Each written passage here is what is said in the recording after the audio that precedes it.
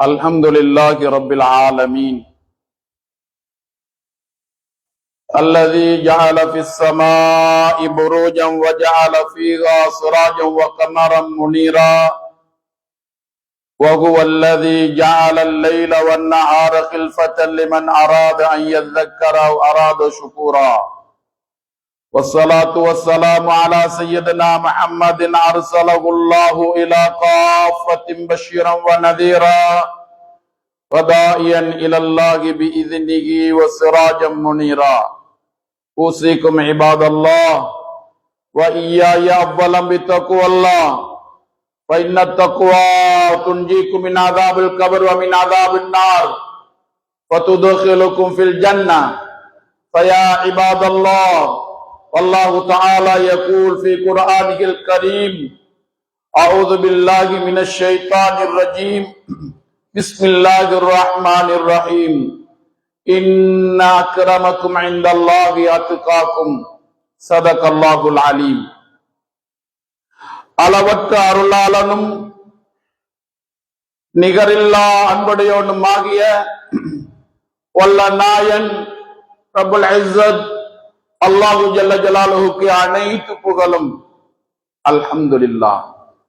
கருணையும் ஏடேற்றமும் கருணை நபி முஹம்மது முஸ்தபா ரசூலே கரீம் ஸல்லல்லாஹு அலைஹி வஸல்லம் அவர்கள் மீதும் அன்னவர்களுடைய வழிமுறைகளை பின்பற்றி நடந்த உத்தம சஹாபா பெருமக்கள், தாபியீன்கள், தபா தாபியீன்கள், முஸ்லிம்கள், முஃமின்கள் அனைவர்கள் மீதும் கடைசி மட்டும் உண்டாவதாக. ரப்புல் இஸ்ஸத் அல்லாஹு ஜல்ல ஜலாலுஹுடைய கட்டளைக்கு அடிபணிந்து புனிதமிக்க ஜும்ஆவுடைய கடமைகளை நிறைவேற்றுவதற்காக இற இல்லமாம் அல்லாஹ்வுடைய மாளிகையில் ஒன்று கூடியிருக்கும் அல்லாஹ்வின் நல்லடியார்களே, அன்பு சகோதரர்களே, ரப்புல் இஸ்ஸத் அல்லாஹு ஜல்ல ஜலாலுஹு எம் அனைவர்களையும் எவைகளை எல்லாம் எடுத்து நடக்கும்படி கட்டளை பிறக்குகின்றானோ அவைகள் அனைத்தையும் அவசரமாக மௌத்துக்கு முன்னுண்டான வாழ்க்கையில் எடுத்து நடந்து கொள்ளும்படியாகவும் எதனையெல்லாம் தவிர்த்து கொள்ளும்படி எச்சரிக்கையும் செய்திருக்கின்றானோ அவைகள் அனைத்தை விட்டும் தவிர்த்து நடந்து கொள்ளும்படி வசியத் என்னும் அன்பு கட்டளையிடுகின்றோம். கண்ணியவான்களே, அல்லாஹ்வுடைய நல்லடியார்களே, முஸ்லிம்கள் வெற்றி அடைய வேண்டுமானால் இரண்டு விடயங்களை தன்னுடைய வாழ்க்கையில எடுத்துக்கொள்ள வேண்டும். அதில் ஒன்றுதான் தக்வா, அடுத்தது ஒற்றுமை. இந்த இரண்டையும் தன்னுடைய வாழ்க்கையிலே முஸ்லிம்கள் எடுத்துக்கொள்வார்களானால் இந்த உலகத்திலே எந்த பெரிய சக்தியினாலும் முஸ்லிம்களை எதுவும் செய்ய முடியாமல் போய்விடும். தக்வா என்று சொல்வது அல்லாஹ்வுடைய கட்டளையை வாழ்க்கையில எடுத்து நடப்பது, பாவமான காரியங்களிலிருந்து பாதுகாத்துக் கொள்வது, தவிர்த்து நடந்து கொள்வது. இதற்கு பெயர் தான் தக்வா. யாருடைய வாழ்க்கையில இது வருமோ அவர்களைத்தான் ரப்புல் ஆலமீன் சிறந்தவர்கள், மேலானவர்கள் என்று சொல்லுகிறான். இன்ன அக்ரமக்கும் இந்தல்லாஹி அத்காக்கும், உங்களிடத்திலே சிறந்தவர்கள், உங்களிலே அல்லாஹ்விடத்திலே சிறந்தவர்கள் யார் என்றால் யாரிடத்திலே தக்வா இருக்குமோ, அல்லாஹ்வை பற்றி அச்சம் இருக்குமோ அவர்கள் தான் சிறந்தவர்கள் என்று ரப்புல் ஆலமீன் எமக்கு தெளிவுபடுத்துகிறான். அருமையானவர்களே, தக்வா அது பெரிய ஒரு ஆயுதம். மனிதனை அனைத்து பாவமான காரியங்களில் இருந்தும் பாதுகாக்கக்கூடியது, மனிதனை சீரான வழியிலே நடக்கக்கூடியது, அல்லாஹ்வுக்கு மாறு செய்யாமல் பாதுகாக்கக்கூடிய ஒரு ஆயுதம் தான் தக்வா. ஆகவே அந்த தக்வாவை தன்னுடைய வாழ்க்கையில் எடுத்து நடந்து கொள்வோமே ஆனால் நிச்சயமாக நாம் தான் உலகத்திலே வெற்றியாளர்கள். அருமைக்குரியவர்களே, தக்வா என்றால் என்ன? வெறுமனே நாவால் பேசுவது மட்டுமல்ல தக்வா, அது உள்ளத்திலே வர வேண்டும். ரசூலுல்லாஹி ஸல்லல்லாஹு அலைஹி வஸல்லம் அவர்கள் சொன்னார்கள், அத்தக்வா ஹாஹுனா, அத்தக்வா ஹாஹுனா, தக்வா இங்கே இருக்கிறது என்பது சொல்லி காட்டினார்கள். ஆகவே நாமும் தக்வா உடையவர்களாக வாழ பழகிக் கொள்வோமே, ஆனால் இந்த உலகத்திலே நாம் தான் சிறந்தவர்கள். அருமைக்குரியவர்களே, அல்லாஹ்வுடைய நல்லடியார்களே, அன்றொரு நாள் ஹஜ்ரத் உமர் ரலியல்லாஹு தஆலா அவர்களுடைய காலம் அது. ஒரு இறை பக்தியுள்ள ஒரு வாலிபன் இருந்தார், தக்வா உடையவர். அவர் அடிக்கடி மஸ்ஜிதுக்கு சென்று வரக்கூடிய பழக்கமுடையவர்களாக இருந்தார்கள். அவருடைய வீட்டுக்கும் மஸ்ஜிதுக்கும் மத்தியிலே பல வீடுகள். அந்த வீடுகளிலே ஒரு வீட்டிலே ஒரு மோசமான நடத்தை உள்ள ஒரு பெண் இருக்குகிறாள். அவர் மஸ்ஜிதுக்கு செல்லும் பொழுதும் வரும் பொழுதும் அவரை தகாத செயலுக்கு அழைத்துக் கொண்டிருந்தால் அந்த பெண்மணி, இந்த வாலிபனோ தன்னிடத்திலே இருந்த அச்சத்தின் காரணமாக, தக்வாவின் காரணமாக அந்த பெண்ணுடைய பாவத்திலிருந்து தன்னை பாதுகாத்துக் கொண்டே இருந்தார். என்றோ ஒரு நாள் சந்தர்ப்ப சூழ்நிலை அப்படி ஆகிருச்சுது. அந்த பெண்ணுடைய வீட்டுக்குள்ளே சென்று விட்டான். சென்றதுதான் தாமதம். எந்த தப்பும் செய்யவில்லை, பாவத்தை நெருங்க கூடவில்லை. மயங்கி அந்த பெண்ணுடைய வீட்டுக்குள்ளேயே விழுந்து விட்டார். அந்த பெண்மணி பயந்து நடுங்கி போனாள். என்னுடைய வீட்டுக்குள் அல்லவா இப்படி நடைபெற்று இருக்கிறது, ஊர் மக்கள் என் மீது அல்லவா பழியை சுமத்துவார்கள். வேலைக்காரனை கூப்பிட்டு 2 பேருமாக தூக்கி கொண்டு போய் அந்த வீட்டு வாசலிலே போட்டு விட்டு ஓடி வந்து விட்டார்கள். பள்ளி வாசலுக்கு போன மகன் இன்னும் வரவில்லை என்று தேடி பார்ப்போம் என்று வாப்பா வீட்டுடைய வாசலை திறந்து பார்க்கும் பொழுது மகன் மயங்கி கிடப்பதை தான் கண்டார்கள். என்ன நடந்தது அருமையானவர்களே? சற்று நேரத்துக்கு பின்னால் அந்த வாலிபர் மயக்கம் தெளிந்து எழும்பி நடந்த சம்பவத்தை தந்தையிடத்திலே முழுமையாக சொல்லி முடித்ததும் அந்த இடத்திலே வஃபாத்தாகி விட்டார்கள். அந்த ஜனாசாவை குளிப்பாட்டினார்கள், கஃனிட்டார்கள், தொழுக வைத்தார்கள், கபரிலே கொண்டு போய் நல்லடக்கமும் செய்தார்கள். அந்த இடத்திலே உமர் ரலியல்லாஹு தஆலா அவர்கள் இருந்தார்கள். அங்கிருந்து ஒரு சத்தம் வருகிறது, வலிமன் காஃப மகாம ரப்பிஹி ஜன்னதான். யார் அல்லாஹ்வுக்கு பயப்பட வேண்டிய முறையிலே பயப்படுவார்களோ அவர்களுக்கு 2 சொர்க்கம், 2 சோலைகள் என்ற செய்தி வருகிறது. சுப்ஹானல்லாஹ்.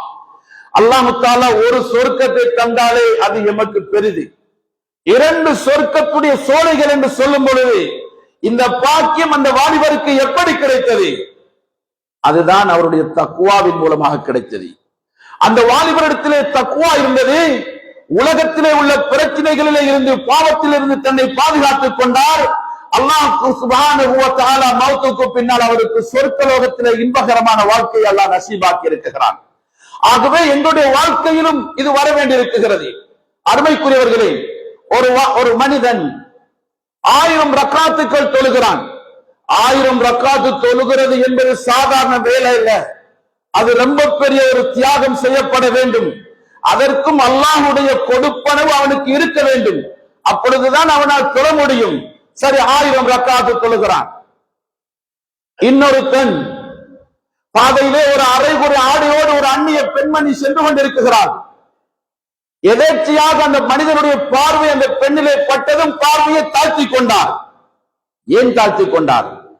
அந்த மனிதனுடைய வாழ்க்கையிலே தக்வா இருந்ததனால், இந்த ஹராத்தை பார்க்க கூடாது என்ற பயம் இருந்ததனால் பார்வையை தாழ்த்தி கொண்டார். சரி அருமையானவர்களே, இந்த 2 பேர்களில் 1000 ரக்காத்துக்கள் தொழுதவரையும் இந்த ஹராத்தை பார்க்காமல் பார்வையை தாழ்த்தி கொண்டவரும் 2 பேரிலும் யார் அல்லாஹ்வுக்கு ரொம்பவுமே நேசத்துக்குரியவர், அல்லாஹ்வுக்கு விருப்பமானவர் யார்? நானும் நீங்களும் சொல்லுவோம் 1000 ரக்காத்து தொழுதவர் தான் மேல் என்று. இல்லவே இல்லை. தொழுவது லேசி, இபாதத்து செய்வது லேசி, அமல் செய்வது லேசி, பாவத்திலிருந்து தன்னை பாதுகாத்துக் கொள்வது கஷ்டம். அப்படி பாதுகாத்துக் கொண்டால் அவன் அடுத்த எடுத்து வைப்பது சொர்க்கத்தில் தான் என்பது சந்தேகமே கிடையாது. இந்த 2 பேர்களில் அல்லாஹ்வுக்கு விருப்பமானவர் 1000 ரக்காத்துக்கள் தொழுதவர் அல்ல. அந்த ஹராத்தை பார்க்காமல் பார்வையை தாழ்த்தி கொண்டானே, இவன் தான் அல்லாஹ்வுக்கு விருப்பமானவன். ஆகவே அமல் செய்ய முடியும். அருமையானவர்களே, எவ்வளவு வேண்டுமென்றால் அமல் செய்ய முடியும். பாவத்திலிருந்து பாதுகாத்துக் கொள்வது கஷ்டம். அப்படி பாதுகாத்துக் கொண்டாமையானால் நிச்சயமாக அடுத்த வெட்டை நாம் எடுத்து வைக்கப் போவது சொர்க்கம் என்பதில் எந்த விதமான சந்தேகமும் இல்லை. ஆகவே வாழ்க்கையில அவசரமாக நாம் தக்வாவை கொண்டு வர வேண்டும். எல்லா விடயத்துக்கும் தக்வா, அது ஆணிவேர். மனிதனை புனிதனாக்கக்கூடிய தக்வா. அருமையானவர்களே, எங்களுக்கு முன்னால் எங்களை விட்டு பிரிந்து சென்ற ரமலான் எங்களுக்கு முழுக்க முழுக்க முழுக்க முழுக்க படித்து தந்தது அந்த தக்வாவைத்தான். ரமலானோடு தக்வாவை தூக்கி எறிந்து வீசுவது அல்ல, மௌத் வரைக்கும் தக்வா எங்களோடு இருக்க வேண்டும். அடுத்து பின்னால் வருகிறது, முன்னால் வந்து கொண்டிருக்கிறது ஹஜ்ஜுடைய காலம். அந்த ஹஜ்ஜுடைய காலத்தில் பாருங்கள், இன்று முழு உலகத்திலும் இஹ்ராம் அணிந்து கொண்டிருக்கக்கூடிய காலம் இது. மக்கள் கூட்டம் கூட்டமாக ஈசல்களை போன்று காபாவை நோக்கி பறந்து வரக்கூடிய ஒரு காலத்தில் இருந்து கொண்டிருக்கிறோம். அந்த மக்கா நகரத்திலே, அந்த காபாவிலே எல்லோருமாக சேர்ந்து என்ன செய்கிறார்கள்? அல்லாஹ்வுடைய சங்கநாதத்தை பொழிந்து நாம் அத்தனை பேர்களும் ஒற்றுமையானவர்கள். எங்களுக்கு மத்தியிலே வேறுபாடுகள் இல்லை. கருப்பன் வெள்ளையன், படித்தவன் படிக்காதவன், அரசன் குடிமகன் என்ற பாகுபாடு இல்லாமல் நாம் அத்தனை பேர்களும் ஒற்றுமையானவர்கள் என்பதை உலகத்திற்கு எடுத்துக்காட்டிக் கொண்டிருக்கிறார்களே. இந்த ஒற்றுமை முஸ்லிம்களிடத்தில் இருக்க வேண்டும். அருமைக்குரியவர்களே, அல்லாஹ்வுடைய நல்லடியார்களே, ஆகவே முன்னால் ஒரு காலம் வருகிறது. அடுத்த வாரங்கள், அதற்கு அடுத்த வாரங்கள் ஒரு லீவு நாட்கள் இந்த இலங்கை நாட்டில். அது எங்களுக்குள்ள லீவ் அல்ல, அது அந்நிய மக்களுடைய பெருநாள், அது அவர்களுக்குள்ள லீவு. அந்த லீவை இந்த நாட்டிலே உள்ள முஸ்லிம்கள் தான் அதிகமாக பயன்படுத்துகிறார்கள். அவர்கள் அவர்களுடைய வேலையை பார்த்துக் கொண்டிருக்கிறார்கள். ஆனால் எதுக்குமே தொடர்பில்லாத முஸ்லிம்களாகிய நாம் அந்த லீவு காலங்களை எப்படி கழிக்குகிறோம்? அந்த விடுமுறை காலங்களை எப்படி கழிக்குகிறோம்? இப்பொழுதே எத்தனையோ குடும்பம் இந்த நாட்டிலே திட்டம் போட்டிருப்பார்கள். மனைவி மக்களோடு நாம் நுவரெலியா செல்ல வேண்டும், அங்கு செல்ல வேண்டும், இங்கு செல்ல வேண்டும். நாம் வேணாம் என்று சொல்லவில்லை. ஆனால் தக்வா உங்களிடத்தில் இருக்குமானால் எது கூடும் எது கூடாது என்பதை நீங்கள் விளங்குவீர்கள். எதை செய்ய வேண்டும் எதை செய்யக்கூடாது என்பதை விளங்குவீர்கள். எதற்கு செலவழிக்க வேண்டும் எதற்கு செலவழிக்க கூடாது என்பதை விளங்குவீர்கள். தக்வா இல்லையானால் எல்லோரும் போல நாமும் செய்ய ஆரம்பித்து விடுவோம். கடைசியில் ஆற்றுக்கு குளிக்க போய் சேற்றை பூசிக்கொண்டு வந்த கதையாக முஸ்லிம்களுடைய கதை ஆகிவிடும். அருமையானவர்களே, அல்லாஹ்வுடைய நல்லடியார்களே, ஆகவே அந்த லீவு காலங்களை பயன்படுத்தி நாம் இப்படியான சஃபர்களை தவிர்த்துக் கொள்ளும்படி நாம் சொல்லவில்லை, பாவத்திலிருந்து பாதுகாத்துக் கொள்ளும்படி நாம் சொல்லுகிறோம். பிரயாணங்கள் செய்வதை நாம் தடுக்கவில்லை, பிரயாணத்திலே பாவங்கள் நடந்துடாமல் பாதுகாத்துக் கொள்ளும்படி தான் நாம் சொல்லுகிறோம். அருமைக்குரியவர்களே, அல்லாஹ்வுடைய நல்லடியார்களே, எவ்வளவு பக்குவமாக ஊரிலே வாழ்ந்து கொண்டிருக்கிறோம், எவ்வளவு பக்குவமாக ஊரிலே வாழ்ந்து கொண்டிருக்கிறோம். ஆண்கள் பெண்கள் மரியாதையாக வாழ்ந்து கொண்டிருக்கிறோம். ஆனால் இந்த பெருநாளை, அவர்களுடைய பெருநாளை என்னுடைய பெருநாளைகளை போன்று மாற்றிக்கொண்டு நாமும் சாரியாக அந்த இடத்துக்கு போய் அந்த அந்நியர்களோடு முட்டி மோதிக்கொண்டு நாம் திரிவது, இது அல்லாஹ் விரும்பக்கூடிய ஒரு செயலா? அது மட்டுமல்ல, அந்நியர்களோடு பழக வேண்டிய சந்தர்ப்பங்கள் எல்லாம் ஏற்படுகிறது. பார்க்கக்கூடாதவர்களை பார்க்கிறோம், பார்க்கக்கூடாத காட்சிகளை பார்க்கிறோம். எப்படிப்பட்ட பாவமான செயல்கள் இருக்கிற அனைத்தையும் பார்க்கக்கூடிய சந்தர்ப்பம் அங்கே கிடைக்குகிறது. அருமையானவர்களே, ஆகவே அப்படிப்பட்ட பாவமான செயல்களில் எங்களையும் அர்ப்பணித்துக் கொள்ளாமல் எங்களை பாதுகாக்க வேண்டும். கண்ணியவான்கள், அல்லாஹ்வுடைய நல்லடியார்களே, இங்கு பக்குவமாக இருந்த பெண்கள், இங்கு பக்குவமாக இருந்த ஆண்கள், அந்த சர்வ சாதாரணமாக சகஜமாக அறிமுகம் உள்ளவர்கள் அறிமுகம் இல்லாதவர்களோடு கதைத்து சிரித்து கொண்டாடக்கூடிய ஒரு காட்சியும் அங்கே பார்க்கலாம். இங்கு தன்னை மறைத்துக் கொண்டு வாழ்ந்தவர்கள் அங்கே துறந்து கொண்டு வாழ்வதை பார்க்கலாம். அருமையானவர்களே, இங்கு பக்குவமாக குளித்தவர்கள், இங்கு பக்குவமாக குளித்தவர்கள் எல்லோரும் சரிதான், எல்லாம் சரிதான் என்று அங்கு தான் அணிந்திருக்கக்கூடிய ஆடைகளோடு பெண்கள் கூட குளிக்கும் காட்சியை பார்க்கலாம். பெண்கள் அணிந்திருக்கக்கூடிய ஆடைகளோடு வெளிப்படையாக குளித்தால் அந்த ஆடைகள் மேலோடு ஒட்டிக் கொள்ளும் பொழுது அவருக்கெல்லாம் வெளியே தெரிவிக்கக்கூடிய சந்தர்ப்பங்கள் தெரிகிறது. எவ்வளவு பெரிய பாவம் நடைபெறுகிறது. இங்கே வாலிபர்கள் நல்லவர்கள், அங்கு போனால் மதுவுக்கு அடிமையாகி விடுகிறார்கள் வாலிபர்கள். ஆகவே பெற்றார்களே, கவனமாக இருக்க வேண்டும். வரக்கூடிய லீவு காலங்களில் எங்களுடைய வாலிபர்கள் நினைத்தவாறு திரிய விடாதீர்கள். ஏதாவது ஆபத்துக்கள் நடந்தால் நாம் கேள்விப்படுகிறோம் மது போதையில் அந்த பயணத்தில் எத்தனை பேர் உயிரிழந்திருக்கிறார்கள் என்று. முடிவு என்னவாக இருக்கும்?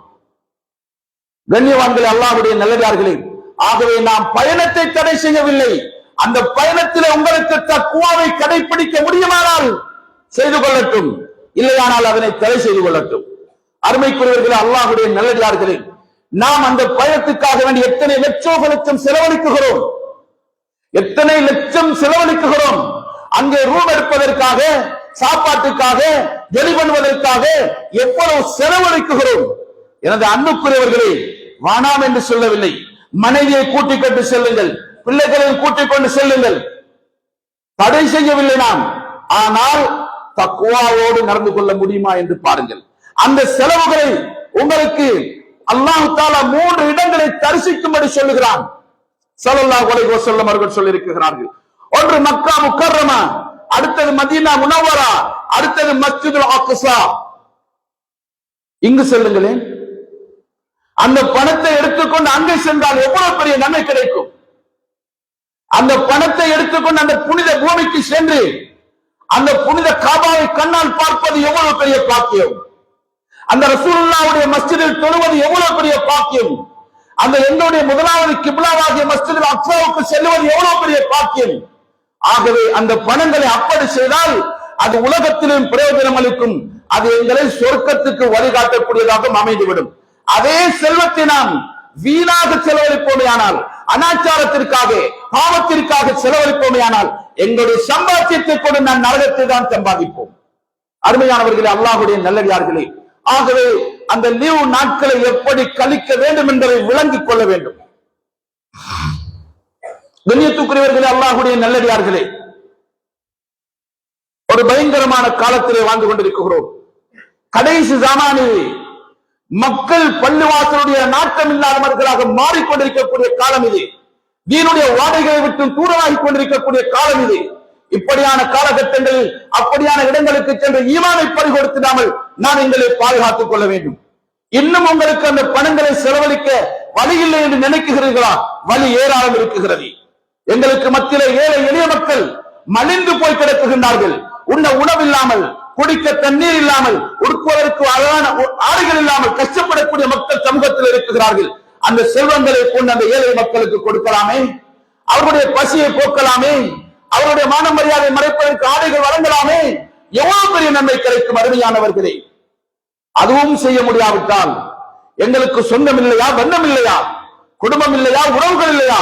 அப்படி இல்லாத குடும்பம் இந்த பூமியில யார் இருக்கிறார்கள்?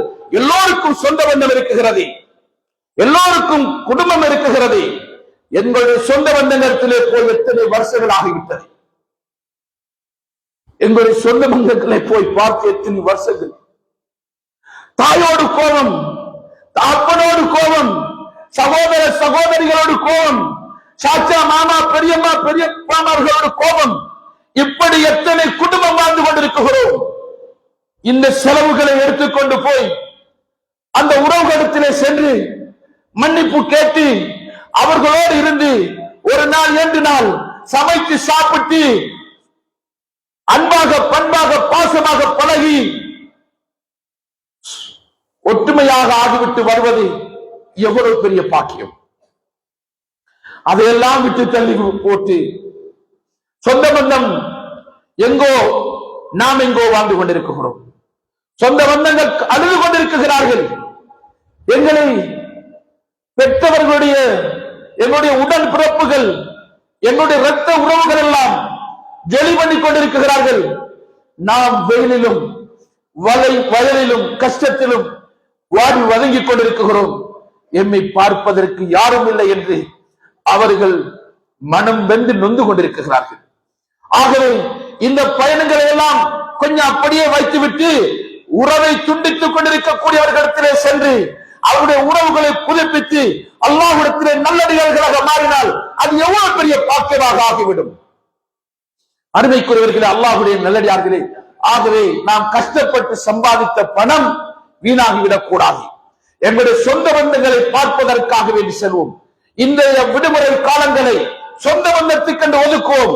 ஒவ்வொரு வீடு வீடாக, ஊர் ஊராக சென்று சொந்தங்களை பார்ப்போம், அவர்களுக்கு உதவி செய்வோம், ஆறுதல் சொல்லுவோம். இதுதான் நாங்கள் செய்ய வேண்டிய வேலை. ஆகவே கண்ணியவான்களே, உறவுகளை நெருங்கிய நன்மையும் கிடைக்கும், அவர்களுக்கு செலவழித்த நன்மையும் கிடைத்து போகும். ஆகவே அல்லாஹ்வுடைய நல்லடியார்கள், அன்பு சகோதரர்களே, வரக்கூடிய விடுமுறை காலத்தை வீணாக ஆக்கி விடாதீர்கள். அவர்களுடைய விடுமுறையாக அவர்கள் போகட்டும், வரட்டும், ஏதாவது செய்யட்டும். என்னுடைய விடுமுறைக்கு அது நாம் ஏதாவது பார்த்துக் கொள்வோம். அங்கு சென்று அவர்களுக்கு இடைஞ்சலாக நாம் இருக்கக்கூடாது, அடுத்தவர்களுக்கு இடைஞ்சலாக நாம் இருக்கக்கூடாது. அதனை நாம் பாதுகாத்துக் கொள்ள வேண்டும். இதற்குத்தான் ஆரம்பத்திலே தக்வாவை உங்களுக்கு ஞாபகப்படுத்தினோம். தக்வா இருந்தால் அந்த பாவமான காட்சிகள் எடுக்கக்கூடிய இடத்துக்கு நாம் போக மாட்டோம். தக்வா இல்லையானால் நபிதான் வந்து சொன்னாலும் நாம் கேட்க மாட்டோம், நபிதான் வந்து சொன்னாலும் நாம் கேட்க மாட்டோம். ஆகவேதான் தக்வா ரொம்ப ரொம்ப அவசியம். அதே போல கண்ணியவான்களே, ஒரு சங்கையான மாதம், ஹஜ்ஜுடைய மாசம், ஹஜ்ஜுடைய கடமைகளுக்காக வேண்டி யார் யாரெல்லாம் நியத்து வைத்து தயாராகிக் கொண்டிருக்கிறார்களோ அந்த பயணங்களை அவர்கள் சிறப்பாக நடத்தி முடிப்பதற்கு அல்லாஹ் அவர்களுக்கு அருள் புரிவானாக. இன்னும் அந்த ஹஜ்ஜுடைய காலங்களில் அங்கு போனவர்கள் அங்கு செய்யக்கூடிய கடமைகளை செய்வார்கள். ஊரில் இருக்கக்கூடியவர்கள் என்ன கடமை செய்ய வேண்டும்? அந்த காபா சாதாரணமான இடம் அல்ல. அல்லாஹ் சொல்லுகிறான், இன்ன அவ்வல பைத்தின் உலிஅ லின்னாஸ் லல்லதி பிபக்கத முபாரக்கும் வ ஹுதல் லில் ஆலமீன். அந்த உலகத்தில் மனிதர்கள் அல்லாஹ்வை இபாதத்து செய்வதற்காக வேண்டி முதலாக அமைக்கப்பட்ட வீடு காபத்துல்லாஹ் என்பதாக சொல்லுகிறான் அல்லாஹ் சுப்ஹானஹு வ தஆலா. அந்த மக்காவிற்கு ஏராளமான பெயர்கள். அதுக்கு பைத்துல் அமீன், பைத்துல் ஹராம், பைத்துல் அதீக், உம்முல் குரா, மக்கா, பக்கா என்றெல்லாம் சொல்லுகிறான். ஏராளமான பெயர்கள் அந்த மக்கா முக்கர்ரமாவிற்கு. அங்கேதான் ஹரம் ஷரீப் காபத்துல்லாஹ் அமைந்திருக்கிறது. இன்ன அவ்வல பைத்தின் உலிஅ லின்னாஸ் லல்லதி பிபக்கத முபாரக்கும் வ ஹுதல் லில் ஆலமீன். அது பரக்கத்து செய்யப்பட்ட இடம். உலகத்திலே பரக்கத்து செய்யப்பட்ட இடம் மூன்று தான், வேறு ஒன்றும் கிடையாது. பரக்கத்து செய்யப்பட்ட இடம் மூன்று தான். ஒன்று மக்கா முக்கர்ரமா, அடுத்தது மதீனா முனவ்வரா, அடுத்தது பைத்துல் முக்கத்தஸ் மஸ்ஜிதுல் அக்ஸா இருக்கக்கூடிய அந்த பகுதி. இது மூன்றும் தான் பரக்கத்து செய்யப்பட்ட இடங்கள். அருமையானவர்களே, அதனை தரிசிக்கலாம், சரியத்திலே அனுமதி இருக்குகிறது. எங்களுடைய லீவு காலங்களை அங்கே கழிப்போமே, எவ்வளவு பெரிய பாக்கியமாக ஆகிவிடும், எவ்வளவு பெரிய பாக்கியமாக ஆகிடும். பாவங்கள் எல்லாம் மன்னிக்கப்படக்கூடியதாக ஆகிவிடும் அல்லவா? ஆகவே அருமையானவர்களே, அது ஒரு புனிதமான இடமாக ரப்பல் ஆலமீன் ஆக்கி வைத்திருக்கிறான். ஹுதல் லில் ஆலமீன், அது சும்மா அல்ல, காபா மக்களுக்கு நேர்வழி காட்டக்கூடியதாக அல்லாஹ் அமைத்து வைத்திருக்கிறான். ஹுதல் லில் ஆலம், ஆலம் என்று சொல்லுவது நானும் நீங்களும் விளங்கி வைத்திருக்கிறோம் உலகத்துக்குத்தான் ஆலம் என்று சொல்வதன்றி இல்லை என்று சொல்லவில்லை. ஆலம் என்று சொன்னால் 7 வானங்கள் 7 பூமிகள், அரசு குருசி லௌஹு கலம், சொர்க்கம் நரகம் அனைத்தும் ஆலம்தான். அல்லாஹுவை தவிர அவன் மட்டும்தான் ஆலம் இல்லை. அவன் ரப்புல் ஆலமீன். அல்லாஹ் ரப்புல் ஆலமீன், ஆலத்துடைய ரப்பு அல்லாஹ். அவன் மட்டும்தான் ஆலம் இல்லை, மற்றது அனைத்தும் ஆலம் தான். அருமையானவர்களே, ஆகவே ஆலத்தார்களுக்கு நேர்வழி காட்டக்கூடியதாக அல்லாஹ் தஆலா அந்த காபாவை அமைத்து வைத்திருக்கிறான். கண்ணியவான்களே, அல்லாஹ்வுடைய நல்லடியார்களே, ஆகவே அது ரொம்ப அதிசயத்துக்குரிய இடமாக மாற்றி வைத்திருக்கிறான். அதற்கு ஆதம் அலைஹிஸ்ஸலாத்து வஸ்ஸலாம் அவர்கள் 1000 வருடங்கள் இந்த பூமியிலே வாழ்ந்திருக்கிறார்கள். அவர்களுடைய பிள்ளைகள் தான் சீத் அலைஹிஸ்ஸலாம், இத்ரிஸ் அலைஹிஸ்ஸலாம். அவர்களுடைய 10வது பேர பிள்ளை தான் நூஹ் அலைஹிஸ்ஸலாத்து வஸ்ஸலாம். அவர்களுடைய மகன் தான் கன்ஆன், அவன் காபிர், மற்றவர்கள் முஸ்லிம்கள். அருமையானவர்களே, கண்ணியவான்களே, அல்லாஹ்வுடைய நல்லடியார்களே, அப்படியே அதே தொடரில் தான் இப்ராஹிம் நபி அலைஹிஸ்ஸலாத்து வஸ்ஸலாம் அவர்கள் வருகிறார்கள். அவர்களுக்கு ஒரு பிள்ளை இஸ்மாயில் அலைஹிஸ்ஸலாத்து வஸ்ஸலாம். இவர்களுடைய சம்பவங்களை வைத்து, இவர்களுடைய தியாகங்களை வைத்து அங்கு உள்ள கடமைகளை அல்லாஹ் இபாதத்தாக மாற்றி வைத்திருக்கிறான். இப்ராஹிம் நபி அலைஹிஸ்ஸலாத்து வஸ்ஸலாம் பலஸ்தீனத்திலே பிறந்தவர்கள். அவர்களுக்கு 2 மனைவி, சாரா, அடுத்தது ஹாஜர். ஹாஜர் என்று சொல்லக்கூடிய பெண்மணிக்கு தான் நபி இஸ்மாயில் அலைஹிஸ்ஸலாத்து வஸ்ஸலாம் அவர்கள் பிறந்தார்கள். அந்த பிறந்த அதுவும் வயோதிப வயதிலே அல்லாஹ் கொடுத்தான் ஒரு ஆண் குழந்தையை. அவர்கள் தான் நபி இஸ்மாயில் அலைஹிஸ்ஸலாத்து வஸ்ஸலாம் அவர்கள். அவர்கள் அந்த பிள்ளையையும் தாயையும் பலஸ்தீனத்திலிருந்து கொண்டு வந்து இன்று காபா இருக்கக்கூடிய இடத்திலே விட்டு விட்டு சென்று விட்டார்கள். மனித சஞ்சாரமே இல்லாத இடம் அது, வனாந்திரம். விட்டு விட்டு செல்லும் பொழுது அல்லாஹ்விடத்தில் சொன்னார்கள், ரப்பனா இன்னி அஸ்கன்து மின் துர்ரியத் பிவாதின் தி ஸர்கின் இந்த பைத்திக்கல் முஹர்ரம். யா அல்லாஹ், என்னுடைய குடும்பத்தை உன்னுடைய வீட்டில் நான் விட்டு செல்கிறேன். தாய் பதறி நிற்குகிறாள், பச்சிளம் குழந்தை மடியில். பிள்ளையையும் தாயையும் அந்த இடத்திலே கொடியமர்த்தி விட்டு திரும்பும் பொழுது தாய் கேட்டார்கள், அல்லாஹு அமரக பிஹாதா, இப்ராஹிமே, இப்படி எங்களை இந்த பாலைவனத்தில் வனாந்திரத்தில் மனித சஞ்சாரமே இல்லாத இடத்தில், உணவோ தண்ணீரோ இல்லாத இடத்தில் எங்களை விட்டு விட்டு செல்கிறீர்களே, இது அல்லாஹுடைய கட்டளையா என்று கேட்டார்கள். ஆம் என்று தலையை அசைத்து விட்டு சென்று விட்டார்கள். இதெல்லாம் யுதையோனா சொன்னார்கள், அப்படியானால் அல்லாஹ் எங்களை வீணாக்க மாட்டான். ஒரு பெண்மணி சொன்னார்கள், அல்லாஹ் எங்களை வீணாக்க மாட்டான். பலஸ்தீனத்துக்கே சென்று விட்டார்கள். இப்பொழுது தாயும் மகனுமாக அந்த இடத்திலே வாழ்ந்து கொண்டிருக்கும் பொழுது நீண்ட காலத்துக்கு பின்னால் நபி இப்ராஹிம் அலைஹிஸ்ஸலாத்து வஸ்ஸலாம் ஒரு கனவு காண்கிறார்கள். மகனை அறுத்து குர்பானி கொடுக்க வேண்டும் என்று. ஃபலம்மா பலக மஅஹு ஸஅய قال يا بني إني أرى في المنام أني أذبح فانظر ماذا ترى قال يا أبت افعل ما تؤمر ستجدني إن شاء الله من الصابرين. மகன் ஓடி ஆடி திரியக்கூடிய வயதை அடைந்த பொழுது கனவு காணுகிறார்கள். மகனை அறுத்து குர்பானி கொடுக்க வேண்டும் என்று. பலஸ்தீனத்திலே வருகிறார்கள்.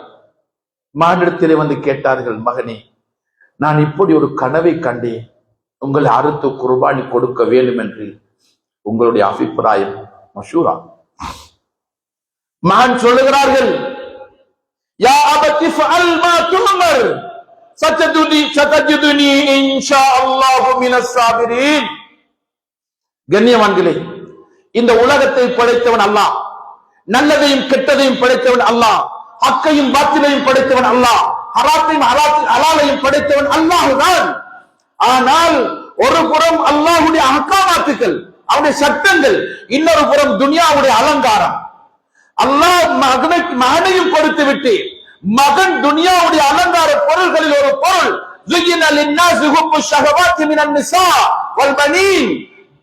மகன் உலக அலங்கார பொருள்களில் ஒரு பொருள்.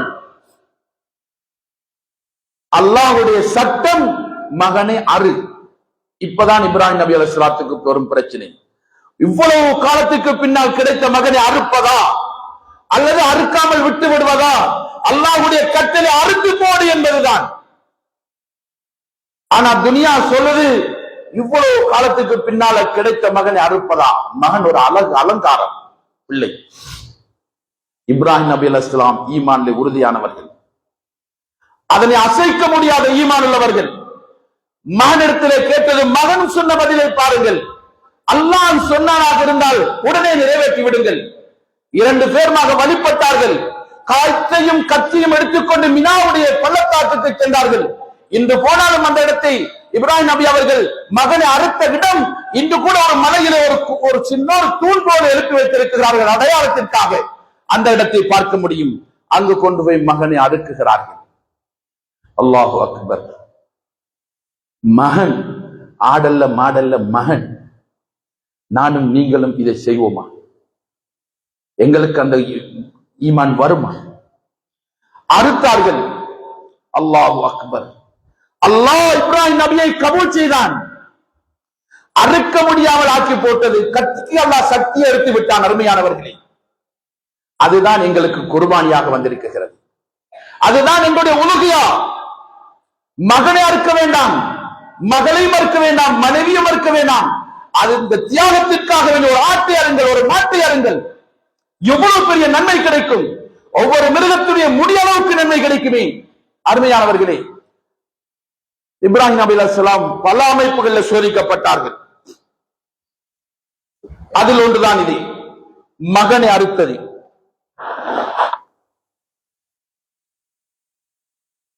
கண்ணியவான்களே, அல்லாஹ்வுடைய நல்லடியார்களே, ஆகவே வரக்கூடிய காலம், ஹஜ்ஜுடைய காலம், உலுஹியாவுடைய காலம் நெருங்கிக் கொண்டிருக்கிறது.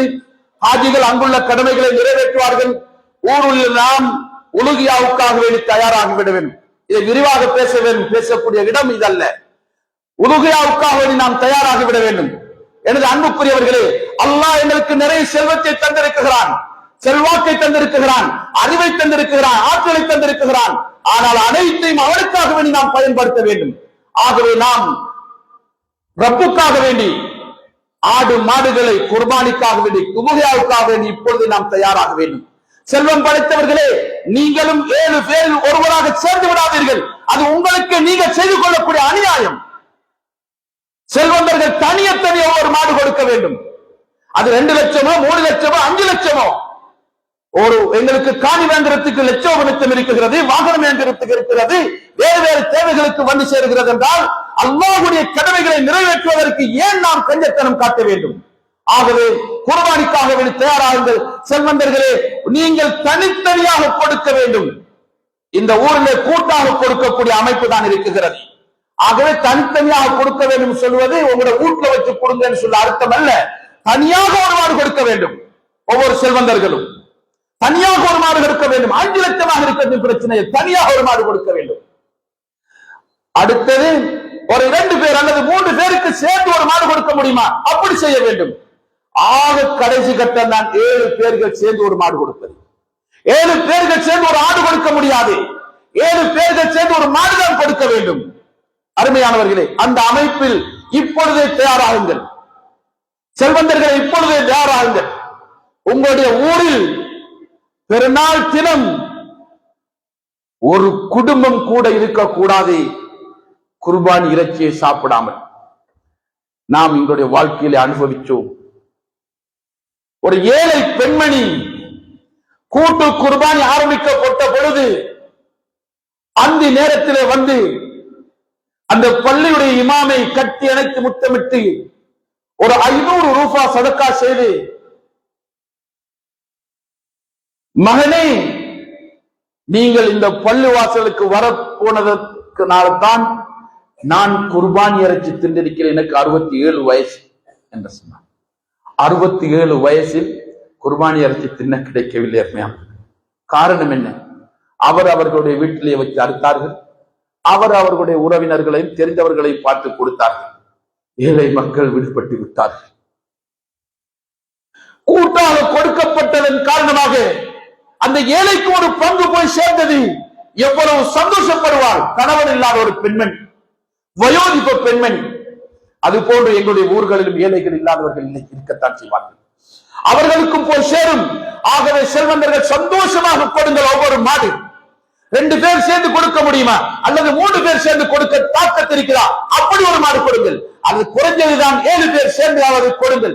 எப்போதும் எடுக்கக்கூடியவர்களாக இருக்க வேண்டாம், கொடுக்கக்கூடியவர்களாக மாற வேண்டும். எடுக்கக்கூடிய கரத்தை விட கொடுக்கக்கூடிய கரம் மேலாது என்று சொன்னார்கள் நாயகம் ஸல்லல்லாஹு அலைஹி வஸல்லம். ஆகவே அல்லாஹ்வுடைய நல்லடியார்களே, இது ஒரு அருமையான ஊர். இலங்கையிலேயே பார்க்க முடியாத ஒரு ஊர் தான் உங்களுடைய ஊர். எங்க போனாலும் பேசப்பட வேண்டிய ஒரு ஊர் தான் உங்களுடைய ஊர். அந்த ஒற்றுமையையும் இந்த தக்வாவையும் அந்த நல்ல பண்புகளையும் பழக்க வழக்கங்களையும் பறிகொடுத்து விடாதீர்கள்.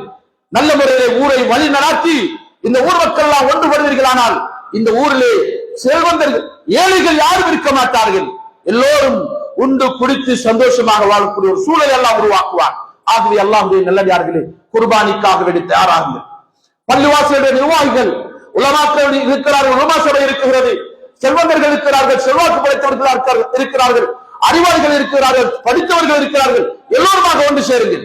சேர்ந்து மசூரா பிரகாரம் உங்களுடைய ஊரிலே இந்த நல்ல செயலையும் செய்வீர்களானால் அல்லாஹ் தஆலா உங்களுக்கு ரஹ்மத்துடைய மலையை இந்த ஊருக்கு இறக்கி ஆகுவான் இன்ஷா அல்லாஹ். அல்லாஹ் எந்த ஊருக்கும் இல்லாத பாதுகாப்பை எல்லாம் உங்களுக்கு தருவான் என்பது எந்த விதமான சல்லமும் இல்லை. ரப்பல் ஆலமீன் எம் அனைவர்களுடைய பாவங்களையும் குற்றம் குறைகளையும் தப்பு தவறுகளையும் மறைத்து மன்னித்தருள்வானாக.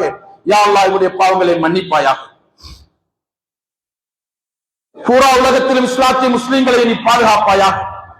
பூரா உலகத்தில் நடைபெற்றுக் கொண்டிருக்கக்கூடிய பிரச்சனைகளுக்கு நீ முடிவு கட்டி மனித சமுதாயத்தை நிம்மதியாக வாழ வைப்பாயாக. குறிப்பாக இந்த நாட்டிலும் எங்களை நிம்மதியாக வாழ வைப்பாயாக. இந்த நாட்டில் இருக்கக்கூடிய எல்லா இன மக்களும் நல்லவர்கள் யா அல்லாஹ். எல்லோரையும் ஒற்றுமையாக வாழ தௌஃபீக் செய்திருவாயாக. பொருளாதார பிரச்சனையை இல்லாமல் ஆக்கி விடுவாயாக. எல்லோருக்கும் நிம்மதியாக உண்டு குடித்துக் கொண்டிருக்கக்கூடிய நல்ல சந்தர்ப்பத்தை கொடுத்து விடுவாயாக. இந்த நாட்டில் இருக்கக்கூடிய எல்லோரையும் நீ ஹிதாயத்தை நசீபாக்குவாயாக. முஸ்லிம்களாக எங்களையும் எங்களுடைய மஸ்ஜிதுகள் மദ്രஸாக்கள் மக்தபுகள் எங்களுடைய பெண்மணிகள் வாலிபர்கள் எல்லோரும் நீ பாதுகாப்பாயாக. வாலிபர்களும் வாலிப பெண்மணிகளும் வழிகட்டி சென்று கொண்டிருக்கிறார்கள் யா அல்லாஹ். அவர்களை நீ சீரான வழியில செலுத்துவாயாக. யா அல்லாஹ் எங்களை பெற்றெடுத்த தாய் தந்தையர்கள், எங்களுடைய மனைவி மக்கள், சகோதர சகோதரிகள், உற்றார் உறவினர்கள், ஊர் மக்கள், மூதாதையர்கள், பூரா முஸ்லிமான ஆண்கள் பெண்கள் எல்லோருடைய பாவங்களை மன்னிப்பாயாக. கபருடைய வேதனை நரக வேதனையிலிருந்து எங்களை பாதுகாத்து உயர்ந்த சொர்க்கமாகிய ஜன்னத்துல் ஃபிர்தௌஸில் எம் அனைவர்களையும் குடியமர்த்திடுவாயாக. ஆமீன் யா ரப்பல் ஆலமீன். அல்ஹம்துலில்லாஹ் அல்ஹம்துலில்லாஹ் الذي خلق السماوات والارض وجعل الظلمات والنور اشهد ان لا اله الا الله وحده لا شريك له واشهد ان محمدا عبده ورسوله صلى الله على سيدنا محمد وعلى اله وصحبه اجمعين. اما بعد ايها الناس اتقوا الله العليم عز وجل واتقوا اوصيكم عباد الله واياي اولا بتقوى الله فان التقوى تنجيكم من عذاب القبر ومن عذاب النار وتدخلكم في الجنه. فيا عباد الله والله تعالى يقول في قرانه الكريم اعوذ بالله من الشيطان الرجيم بسم الله الرحمن الرحيم ان اكرمكم عند الله اتقاكم صدق الله العليم. بارك الله لنا ولكم بالقران العليم ونفعنا واياكم باياته والذكر الكريم واسالوه واستغفر الله العليم لي ولكم واستغفر عني وعنكم وعن جميع المسلمين والمؤمنين اجمعين واستغفره انه هو الغفور الرحيم.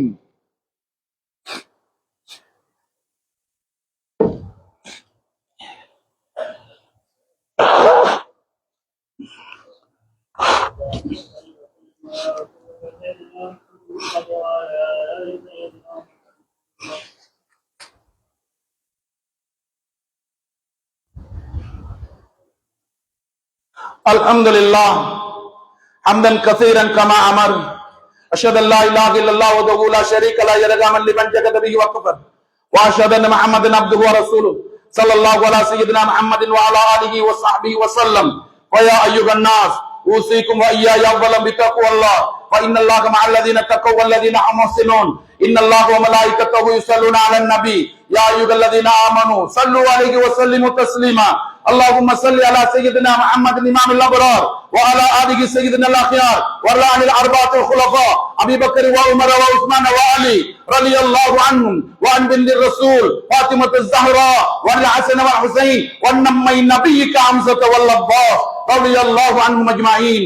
اللهم انصر الاسلام والمسلمين وفك اسرهم وقل ديونهم. اللهم ادفع عنا البلاء والفحشاء والمنكر والجدب والقهر والوباء والشدائد والمصائب والدين والمرض والمحن والفتن ما ظهر منها من بلدنا هذا خاصه ومن جميع بلدان المسلمين مع القرى عامه انك على كل شيء قدير. اللهم اغفر للمؤمنين والمؤمنات والمسلمين والمسلمات الاحياء منهم والاموات. اللهم اجرنا من النار اللهم اجرنا من النار اللهم اجرنا من النار. اللهم لا تصب خلقنا بالنار ولا تجعلنا من خطب النار. آمين يا رب العالمين. إن الله يأمر بالعدل والإحسان وإيتاء ذي القربى وينهى عن الفحشاء والمنكر واذكروا الله العظيم يذكركم وادعوه يستجب لكم ولذكر الله تعالى أكبر والله يعلم ما تصنعون. أقم الصلاة إن الصلاة تنهى عن الفحشاء والمنكر.